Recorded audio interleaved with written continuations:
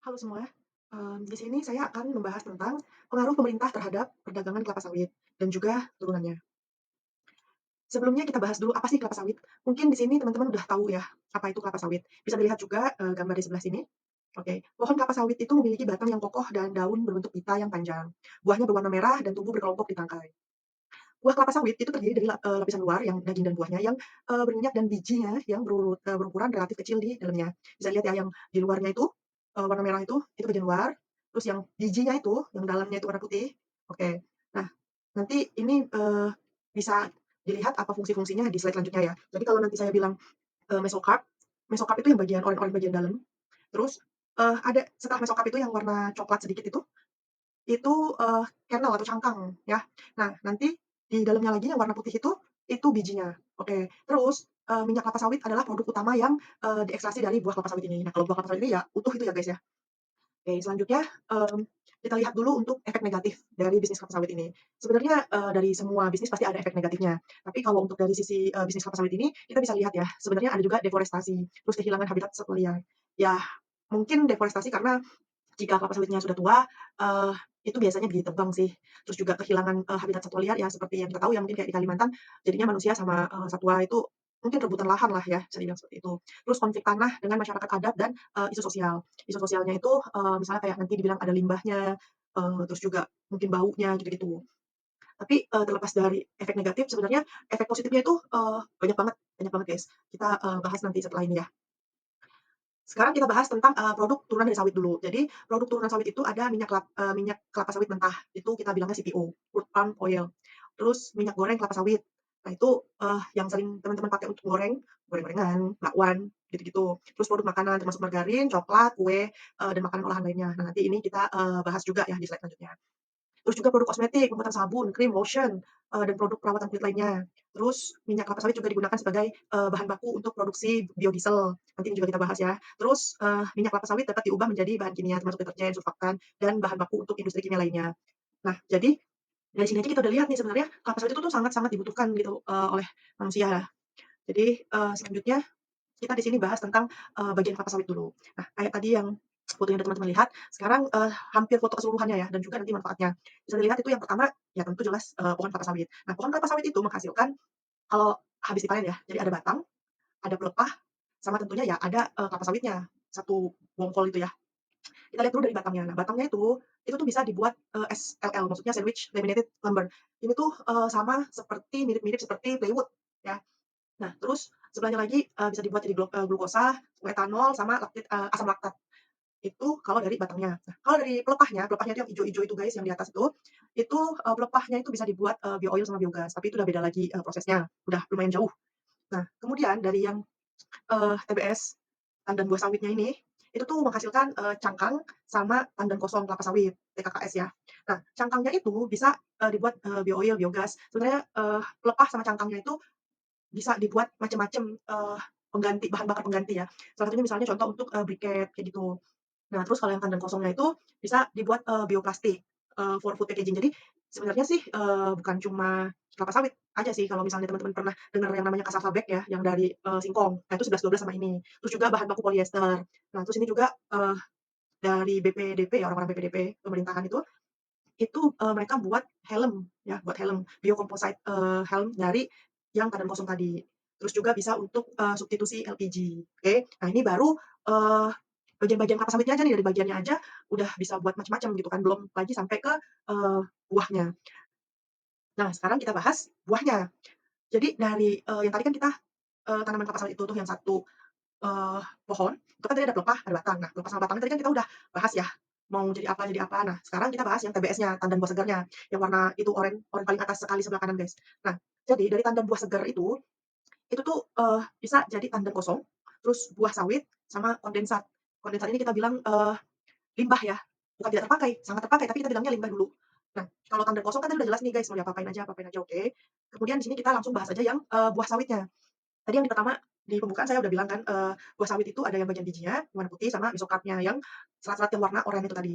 Oke, dari yang bijinya ini, itu tuh, nanti bakal ada kernel sama cangkangnya. Nah, kernel itu yang putih-putihnya itu kalau diekstraksi, diolah, itu bakalan jadi PKO. PKO itu palm kernel oil. Nah, terus, setelah yang kernelnya itu lumatkan lah ya gitu, dilumatkan, itu tuh nanti bisa jadi palm kernel meal. Nah, biasanya itu untuk campuran pakan ternak juga bisa, guys. Kemudian, eee, yang cangkang, tadi kan cangkang sama seperti saya bilang bisa jadi briquette dan lain-lain ya, seperti yang slide sebelumnya. Kemudian kita lihat lagi yang bagian mesokarp. Nah, mesokarp ini, itu, saat lagi diproses pakai lumayan banyak sekali air ya, untuk, memisahkan atau mengekstraksi minyak, dari mesokarp itu. Nah, di mesokarp ini, itu akan menghasilkan, 24%. Bacanya gini aja guys, dari yang TBS tadi, dari 100 kilo TBS itu, setelah diproses-diproses, itu menghasilkan CPO, crude palm oil atau, minyak mentah, itu cuma 24 kilogram. Jadi dari 100 kilogram pandan buah segar, itu hanya menghasilkan 24 kilogram. Nah, itu kan CPO-nya. Terus, yang mesokarpnya tadi setelah diolah, diperes gitu, dilumatkan, ada fibernya dong. Nah, fibernya itu 14, persen atau 14 kilo. Nah, terus hasilnya dari, mau dibilang limbah, oke, limbah yang setelah dilumatkan dengan air tadi, itu nanti, hasil proses-prosesnya itu dibuang ke suatu bisa dibilang bak penampungan, tapi kadang-kadang juga, ada kolam, pond ya, kolamnya itu lumayan besar biasanya guys, itu kita sebut POME. Oke, balik lagi ke CPO. Nah, CPO ini, itu akan, dimurnikan lagi gitu, biasanya kalau saya sih nyebutnya dengan, earth powder ya. Biasanya beda-beda sih penyebutannya, tapi saya lupa kalau nama kimia aslinya itu apa, tapi biasanya kita nyebutnya earth powder. Jadi di-refine, bleaching gitu, minyaknya itu nanti jadi yang dari warna coklat keruh kemerah-merahan itu bakalan, disaring nih, disaring jadi RBDPO, refine dan bleaching tadi ya, guys. Nah, apakah ini udah matang? Belum, belum jadi produk jadi itu belum. Nah, tapi di saat, dalam proses pemurniannya itu, dalam proses yang ketika lagi di-bleaching pakai, earth powder tadi, itu tuh bakalan menghasilkan 1 kilo atau 1% ya, PFAD, palm fatty acid distillate. Nah, PFAD ini guys yang, tadi dibilang kan gunanya untuk buat sabun, gitu-gitu kan, buat deterjen, macam-macam. Nah, dari biasanya orang-orang itu buatnya dari PFAD ini. Nanti PFAD itu, dicampur dengan macam-macam, kimia ya. Tapi bahan utamanya ya BFED ini. Nah, terus kita balik lagi ke LBDPO ini, dari LBDPO ini nanti filter lagi, di-bleaching lagi gitu, jadi olein maksudnya. Nah, olein inilah yang biasanya kalian gunakan di rumah untuk menggoreng, minyak goreng lah ya disebutnya gitu. Nah, saat, proses pemurnian ini, itu menghasilkan stearin. Nah, stearin ini dia kualitasnya itu ya tergantung dari berapa kali filter ya. Biasanya stearin ini itu yang digunakan untuk, bahan-bahan makanan, ialah tadi yang seperti, margarin, seperti ya sejenis-sejenis mentega lah gitu, pokoknya yang bisa untuk makan karena udah, dimurnikan, udah disaring beberapa kali dan sudah layak untuk dikonsumsi. Nah, yang olein ini tadi juga biasanya, ada grade-grade-nya, biasanya kita nyebutnya CP, CP 10, 8, 6 gitu. Maksudnya apa CP itu, cloud point, kekeruhan. Jadi makin tinggi poin keruhnya berarti ya belum bagus banget, makin rendah ya bagus gitu. Jadi seperti yang minyak goreng yang bisa diminum ya, kalau iklannya walaupun sebenarnya bukan untuk diminum, ya seperti itu. Itu jadi maksudnya semakin jelas, murni lah gitu dibilangnya, itu semakin baik. Karena yang tingkat kekeruhannya tadi udah dipisah-pisahin, yang jenis stearin, PFAD gitu. Nah, terus kita bisa lihat yang tadi di, POME. POME itu biasanya ada satu, bak penampungan ataupun kolam yang besar. Apakah itu sudah tidak bisa dipakai lagi? Apakah itu limbah? Enggak teman-teman. Jadi biasanya sama penduduk sekitar, penduduk setempat itu ambil lagi karena masih ada kandungan-kandungan minyaknya, terus difilter lagi, nah itu yang biasanya mereka nyebutnya minyak kotor. Nah, dan minyak kotor itu bisa juga diolah lagi macam-macam, termasuklah, untuk biodiesel. Nah, untuk yang tadi kita bahas kan, manfaatnya ataupun, produk-produk turunannya, kan tadi dibilang tuh ada yang biodiesel. Biodiesel itu guys, itu bisa juga dibuat dari minyak jelantah. Nah, minyak jelantah itu nanti dimurnikan lagi, dicampur macam-macam kimia dan bisa jadi, biodiesel gitu. Selanjutnya, fungsi pemerintah. Jadi kenapa sih pemerintah itu mengintervensi, eee, bisnis, bisa kita bilang bisnis ya, bisnis, kelapa sawit ini. Karena untuk mengelola harga pasar, terus juga mendukung industri dalam negeri, terus mengoptimalkan nilai tambah. Jadi guys, untuk CPO ini kan mengelola pasar dan harga gitu. Sebenarnya bukan hanya untuk lokal tapi juga untuk internasional. Salah satunya itu ada yang namanya, Bursa Rotterdam di Belanda. Kok Belanda sih? Ya dari dulu memang duluan-duluan dia yang buka bursa itu. Jadi maksudnya kenapa? Jadi, kayak harga acuan dunia itu ngelihatnya di bursa Rotterdam itu. Tapi bukan berarti si Rotterdam ini penghasil CPO terbesar, enggak. Penghasil CPO terbesar di dunia itu ya Indonesia. Memang nggak selalunya Indonesia, tapi seringnya Indonesia. Sama negara tetangga kita juga ya, Malaysia. Nah, itu, yang di Rotterdam tadi itu, mereka anggap, selain tempatnya yang lumayan strategis ya, agak di tengah-tengah Eropa, itu tuh mereka tuh juga, anggap di Rotterdam itu udah stabil bisnisnya, hukumnya, dan lain-lain gitu. Jadi, untuk fungsi pemerintah tadi yang mengintervensi harga pasar itu, supaya harganya di Indonesia itu juga stabil, terus juga nggak kacau, terus juga, kalau ke luar negeri udah jelas harganya gimana gitu. Nah, salah satu intervensinya pemerintah itu, contohnya Levi Tax. Apa itu Levi Tax? Levi Tax sawit itu atau yang kita sebut, bisa dibilang pajak penghasilan tambahan ya, additional income tax, adalah pajak yang diberlakukan oleh pemerintah Indonesia terhadap ekspor produk kelapa sawit. Levi Tax ini, diberlakukan sebagai salah satu instrumen kebijakan untuk mengelola industri kelapa sawit, mendukung industri pengolahan kelapa sawit dalam negeri dan meningkatkan pendapatan negara. Oke, kita lihat dulu kayak mana, untuk Levi Tax. Jadi Levi Tax itu berapa sih? Nah, Levi Tax ini juga berubah-berubah terus. Kenapa berubah-berubah terus? Ya tergantung tadi yang harga pasar dunia gitu kan. Terus juga bisa dilihat dari, keadaan di dalam Indonesia juga gitu. Berapa sih? Oke, kita lihat dulu. Gimana caranya bisa tahu, harga, atau mungkin pajak ya, Levi Tax lah, Levi Tax-nya, di bulan Maret ini. Biasanya dia itu 1 bulan 2 kali, jadi 1 sampai 2 kali lah, tergantung keadaan ya. Nah, kita bisa ngetik nih di Google, harga referensi, CPO gitu ya, contohnya Maret 2024. Di, situsnya Kemendak itu sebenarnya lengkap, tapi kita bisa lihat aja summary-nya di Google ini, harga referensi CPO itu sekarang ya, di Maret ini turun di angka, 798,9 per metrik ton.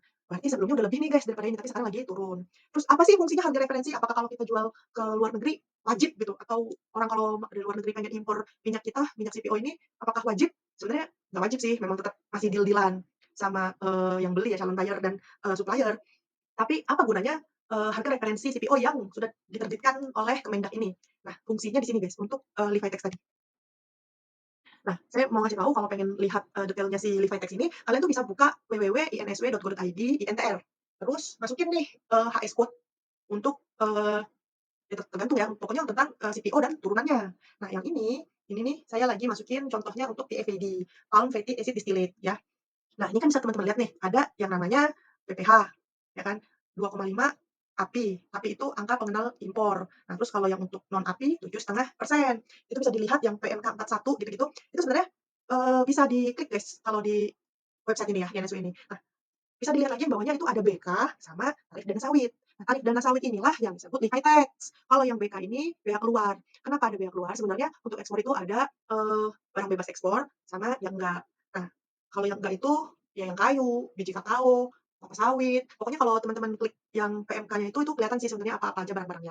Nah, terus sekarang kita ke PMK nomor 71 tahun 2023 itu teman-teman klik nanti teman-teman cari halaman yang kayak gini nih.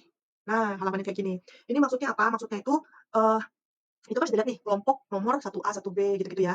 Terus atau enggak ada lagi yang, termasuk dalam pos tarif 1, 2, 3, 4, 5 itu maksudnya apa? Maksudnya gini, sebelum halaman ini dia itu ada, eee, dijelasin nih misalnya harga referensi, untuk PFAD misalnya gitu ya. Jika harganya 500, contoh ya, contoh misal jika harga 500 berarti masuknya ke dalam, pos tarif 1 yang angka 1 ke bawah gitu. Nah terus misalnya lagi, CPO ya, di harga 798 tadi misalnya masuknya ke yang nomor 3 itu, pos tarif 3 lihat ke bawah. Nah itu kok nol nol nol gitu. Nah ya itu tergantung dari kebijakan, Kemendak saat itu. Makanya dia itu berubahnya, sebulan tuh 1 sampai 2 kali.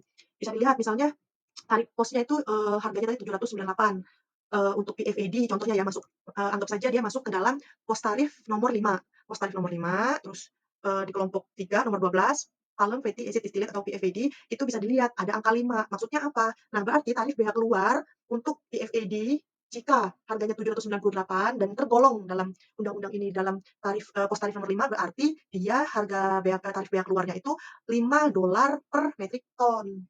Oke? Nah, ini untuk bea keluar, baru bea keluarnya aja. Setelah ini ada lagi yang namanya Levi Tax. Nah, ini yang saya bilang dari tadi. Nah, kalau yang sini agak lebih jelas ya guys, ada langsung harganya. Misalnya contoh yang kayak kita bahas kan tadi saya bilang PFAD ya, berarti kan nomor 14, bisa lihat teman-teman dengan HS code-nya itu 38231920. Nah, tadi kan harga CPO-nya itu di harga, 798. Nah, itu bisa teman-teman lihat nih, di atas US 780 ton sampai dengan 830. Nah, berarti Levi Tax-nya itu $75 per ton. $75 per ton ditambahkan lagi dengan tadi $5 berarti pajaknya aja udah $80 per ton. Belum lagi nanti ditambah komponen komponen, harga barangnya ya, harga PFAD-nya, terus belum lagi ditambah dengan, komponen biaya, ongkos gitu-gitu ya, si freight-nya gitu. Jadi, ini termasuk salah satu intervensi, pemerintah Indonesia dalam menjaga, keamanan, kestabilan, dan juga, hargalah ya untuk, eee, PFAD atau CPO ataupun kelapa sawit tadi. Nah, ini baru yang minyak-minyaknya. Sebenarnya ada lagi guys, di bawah-bawah itu kernelnya, pokoknya semua komponen-komponen bagian, kelapa sawit ini yang bisa diekspor gitu. Jadi pemerintah Indonesia itu, telah secara aktif melakukan intervensi dalam bisnis kelapa sawit untuk mencapai kebaikan bersama melalui kebijakan Levi Tax tadi ya, pajak Levi, terus dan regulasi ekspor, terus pemerintah berupaya cenderung, mendorong ya pengolahan kelapa sawit di dalam negeri, meningkatkan nilai tambah, dan mengelola dampak lingkungan. Langkah-langkah ini tidak hanya memberikan insentif bagi industri pengolahan kelapa sawit, tetapi juga mendukung pembangunan ekonomi lokal dan kesinambungan lingkungan. Dengan cara ini, intervensi pemerintah bertujuan untuk menciptakan dampak positif jangka panjang, menjaga keberlanjutan industri, dan menghasilkan manfaat ekonomi yang berkelanjutan bagi masyarakat Indonesia secara keseluruhan. Nah, ini tuh memang udah langkah-langkah yang disusun sama pemerintah untuk kebaikan Indonesia. Terus untuk apa sih? Ya itu tadi juga yang Levi Tax. Misalnya yang di Indonesia atau mungkin yang di Rotterdam ya, Rotterdam harganya tinggi banget, sementara pasokan minyak ataupun suplainya minyak CPO di Indonesia tuh lagi tinggi-tinggi banget. Nah, nanti salah satu kebijakannya itu tadi, dari hasil pajak-pajaknya Levi Tax itu bisa ngasih subsidi. Jadi yang ini sama ini, itu kadang-kadang nol semua. Jadi bisa jadi juga pihak luar itu gratis, atau mungkin nanti Levi Tax-nya tuh jadi cuma 30, 35, 20 gitu. Jadi nggak tentu. Ini tuh semuanya tergantung dengan harga, atau mungkin kondisi yang terjadi di lapangan. Oke, sekian dan terima kasih.